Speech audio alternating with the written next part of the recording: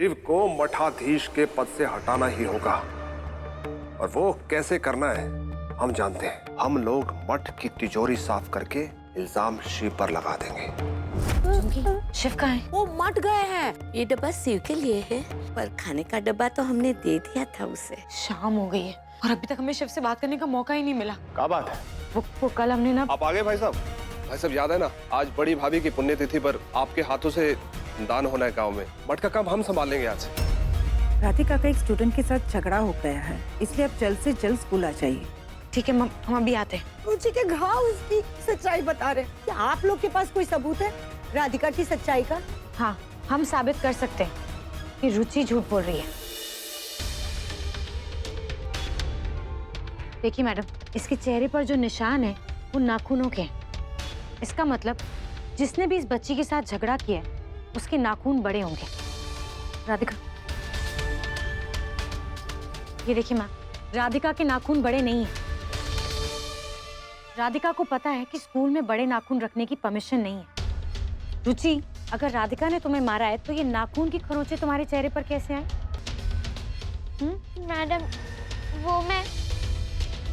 बोलो रुचि, बताओ सबको कि सच क्या है। मैडम, मैंने झूठ बोला। राधिका कभी मुझे फ्रंट सीट पे बैठने ही नहीं देती है, इसीलिए मैं इसे पनिश करवाना चाहती थी। सॉरी मैडम, प्लीज मुझे पनिशमेंट मत दीजिए।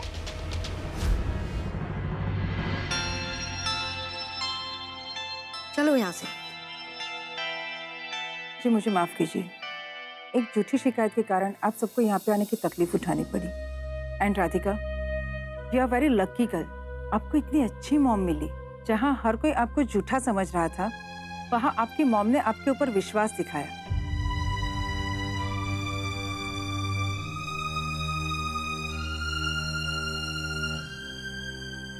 Thank you.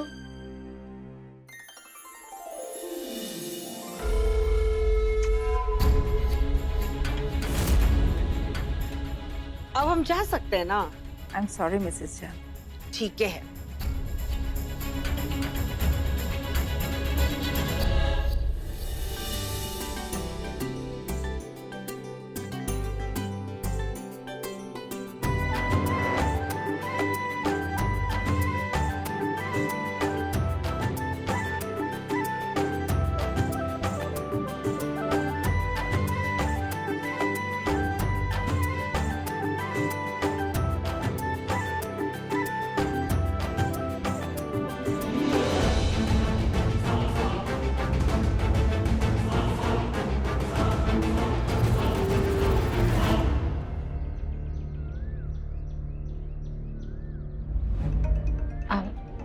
हमें कुछ बात करनी है।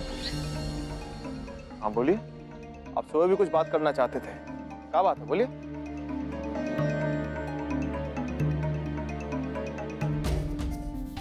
राधिका, तुम यही रुको, हम आते हैं। ठीक है।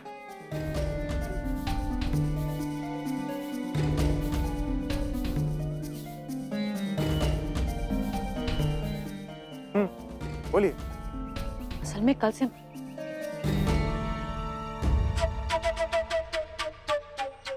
हाँ कहिए ना, क्या बात है, क्या कहना चाहती हैं आप? हम जानते हैं ई कॉल से तुमसे क्या कहना चाहती थी। हाजी को कैसे मालूम? क्या उन्हें सच का पता चल गया? क्या बात है माँ?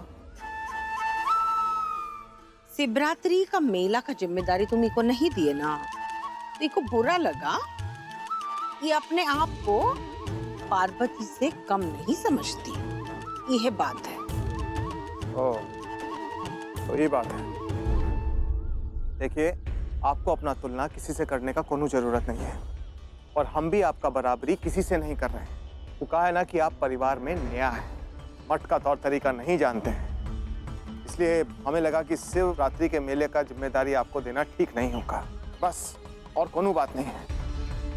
और वैसे एक बात आपको बता दें कि काम के लिए श्रद्धा के साथ साथ शारीरिक और मानसिक शक्ति होना भी बहुत जरूरी है इंसान में। भाई साहब, वो गांव वाले काफी देर से आपका रास्ता देख रहे हैं। आप पहले वहां जाना चाहेंगे या पहले घर चले?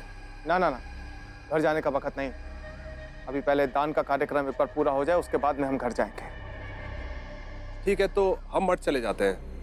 आप तो वहां होंगे नहीं आज, तो तिजोरी की चाबी दे देंगे तो अगर कुछ काम हुआ तो। ठीक है, ये लीजिए चाबी, संभालिएगा। ठीक है भाई साहब। चलते हैं हम।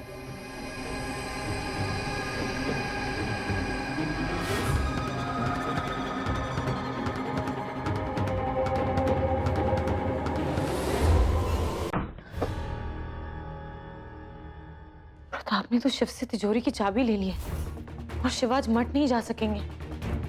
इसका मतलब प्रताप बिना किसी डर के अपना काम कर लेगा। नहीं नहीं, ऐसा नहीं होना चाहिए। हमारे पास एक ही रास्ता बचा है कि हम मठ जाएं और प्रताप को रंगे हाथों पकड़ के शिव के पास ले जाएं। टाइम बिल्कुल नहीं हमारे पास, हमें तुरंत ही मठ के लिए निकलना होगा। हम जाएं कैसे? घर में किसी को बता भी तो नहीं सकते ना, कैसे जाएं?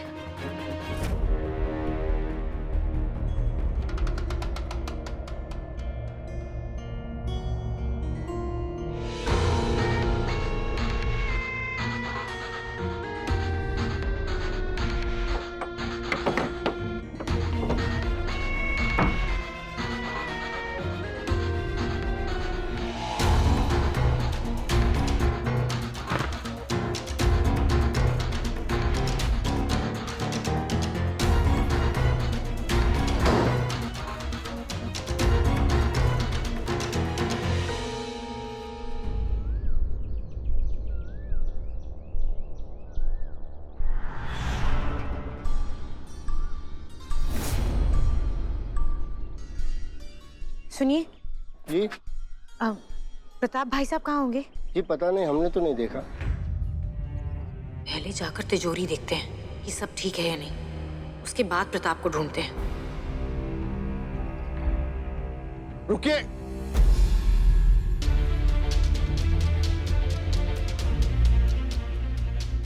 कहाँ जा रही हैं? आपको पता है कि मठ के ऑफिस में किसी भी भार वाले को अंदर जाने की आज्ञा नहीं है। कौन है आप?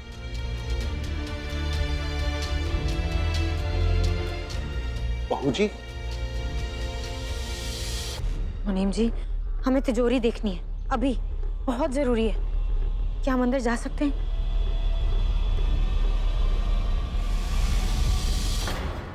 हाँ, क्यों नहीं, आओ।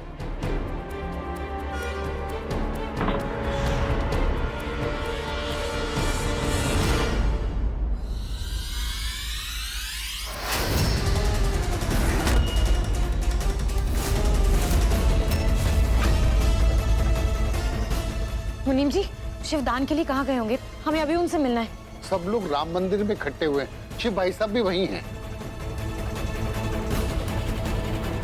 ध्यान रखिए अपना, सर्दी बहुत पड़ रहा है। ये लीजिए, बढ़िया है, ध्यान रखिए अपना। लाइन में आइए बहन जी, तभी मिलेगा दान। हमें शिव से मिलना है अभी। रुकिए, कहाँ जा रही है? हमने कहा ना, हमें शिव से मिलना है अभी। गंगा, क्या बात? हमें तुमसे बहुत जरूरी बात करनी है अभी। बात बहुत जरूरी है, नहीं तो हम तुम्हारे काम में आके दखल नहीं देते। ठीक है, आप यहाँ पर रुकिए, हम जरा अभी आते हैं। आई।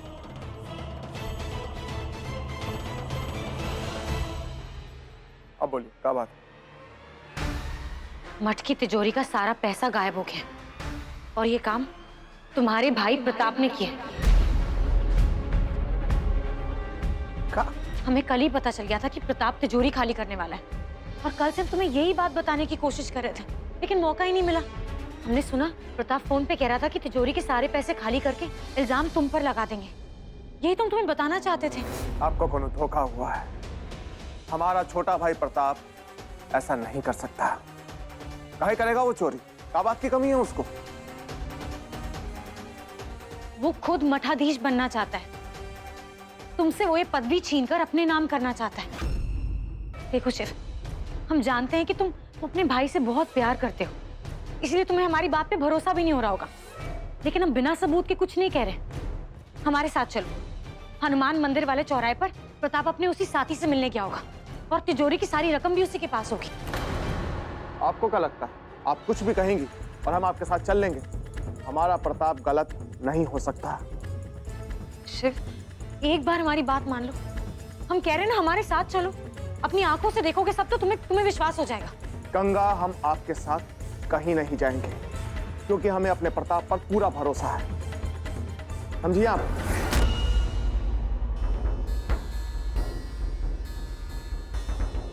अच्छा देखो, अपने लिए ना सही, हमारे लिए चलो एक बार प्लीज। देखो, हम जानते हैं हम तुम्हारे लिए सिर्फ एक बोझ है, उस जिम्मेदारी का बोझ जो तुम्हारे बाबूजी ने तुम पर डाल दी है।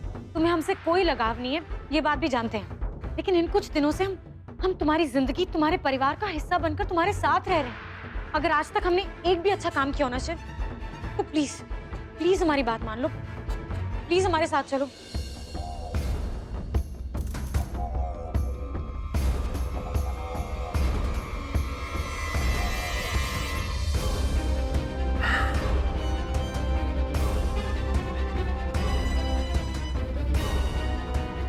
चलिए।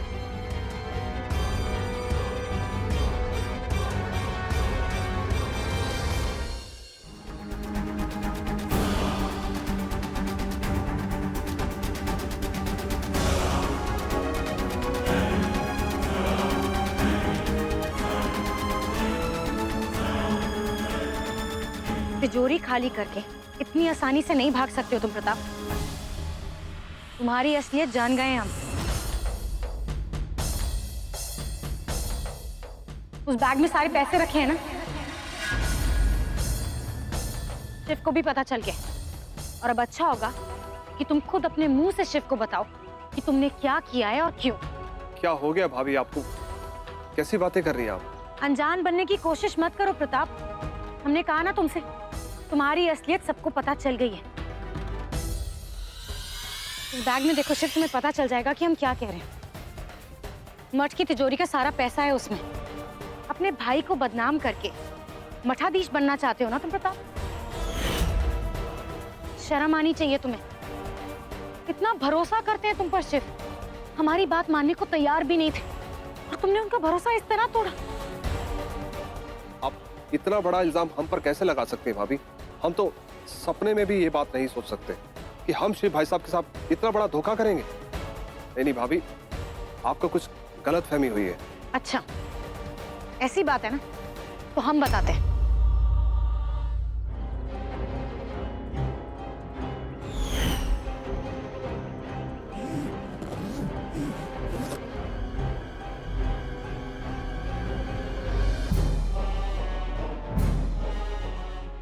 ये क्या है?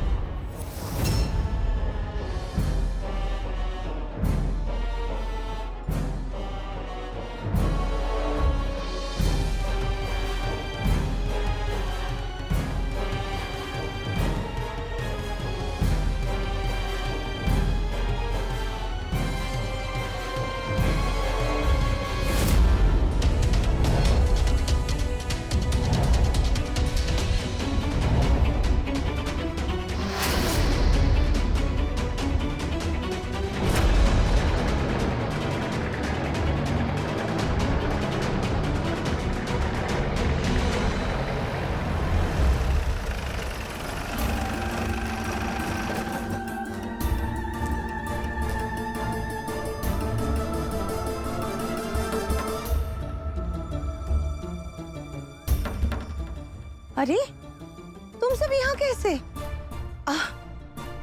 तुम तो कहे थे कि शिव को बताना नहीं है।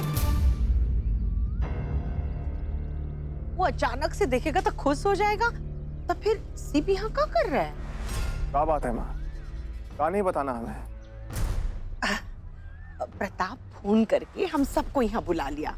वो चाह रहा था कि दान का कार्यक्रम के बाद मठ में पार्वती का अच्छा सा मूर्ति लगा देंगे और शिव को मठ में जाकर ही बताएंगे। अब का फायदा, शिव को तो पहले ही पता चल गया। हम नहीं जानते आप हमारे साथ ऐसा क्यों कर रही हैं भाभी, पर सच तो ये है भाभी कि हम अपने भगवान समान भाई साहब के साथ कभी धोखा कर ही नहीं सकते।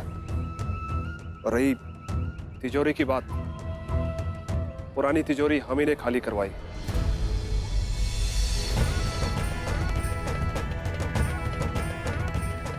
वो भाई साहब, हम नई तिजोरी लेके आए मठ के लिए, इलेक्ट्रॉनिक तिजोरी, और सारा सामान हमने उसी में रखवा दिया है। मठ का एक भी पैसा गायब नहीं हुआ है।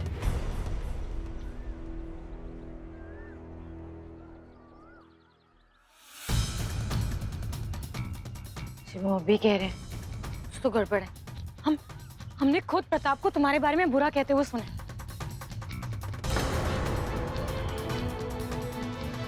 ये कह रहा था कि शिव तो सौतेले हैं, मठाधीश बनने का उन्हें कोई हक नहीं है। हमने खुद सुना।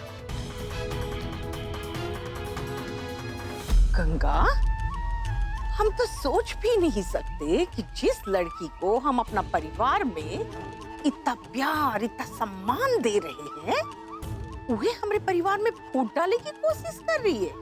हाँ? आज तक हम इन दोनों भाइयों के मुंह से सौतेला शब्द तक नहीं सुने।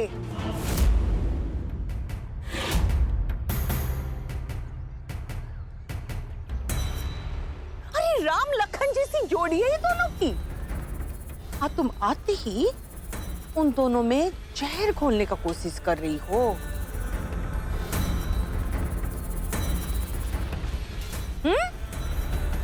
पर एक बात याद रखना गंगा, तुम्हारी घटिया सोच का रत्ती भर भी असर इन दोनों भाइयों पे नहीं होने वाला है। सौतेले है तो क्या हुआ? हम अपने सब बच्चों को एक ही जैसा परवरिश दिए हैं, एक ही जैसा प्यार दिए हैं, और इस सब के मन में एक दूसरे के लिए आदर और प्रेम है, जलन की भावना नहीं है। कि तुम्हारे मन में संदेह था तो हमसे आकर पूछती। प्रताप पर इतना बड़ा लांछन लगाने से पहले एक बार तो सोचा होता। अब लग रहा है हमको कि तुम पार्वती जैसा कभी नहीं बन सकती। अरे ऊके कमरे में तुम्हारा रहना भी पार्वती का अपमान है, अपमान।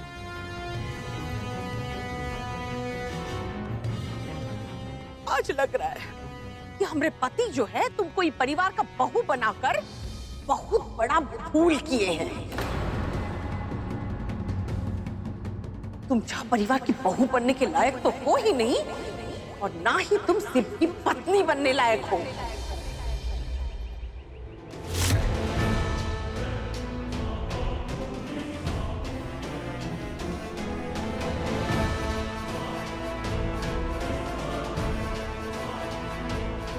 माँ, गंगा हमारा परिवार का बहू है, हमारा पत्नी है, हमारा जिम्मेदारी है।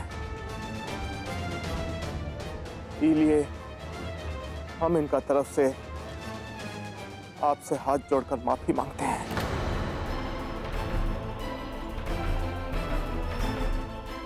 गलती हमारा ही था जो हम इनका बातों में आकर यहाँ पर आ गए। बहुत बड़ा भूल किए हम।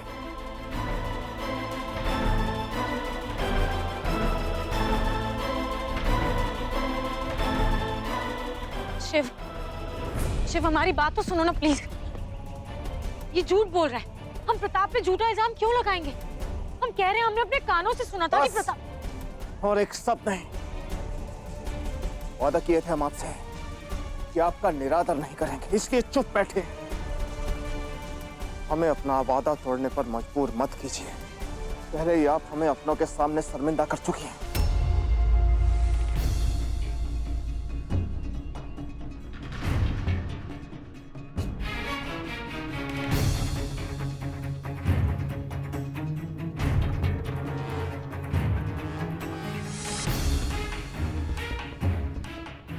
तुम सब लोग गाड़ी में बैठ जाओ।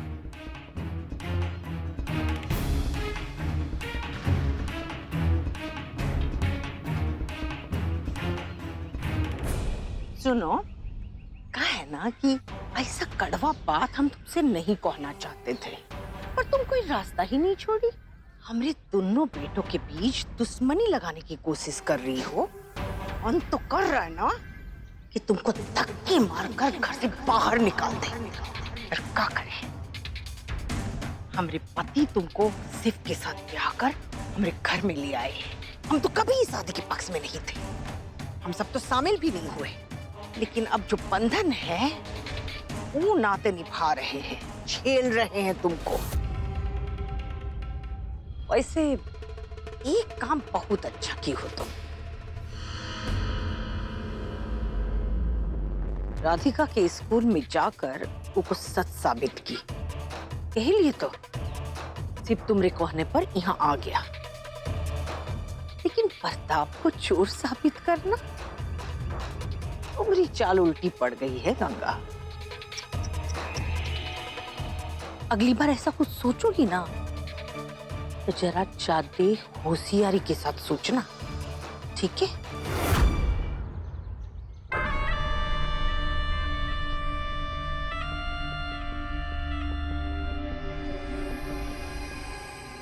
रुको।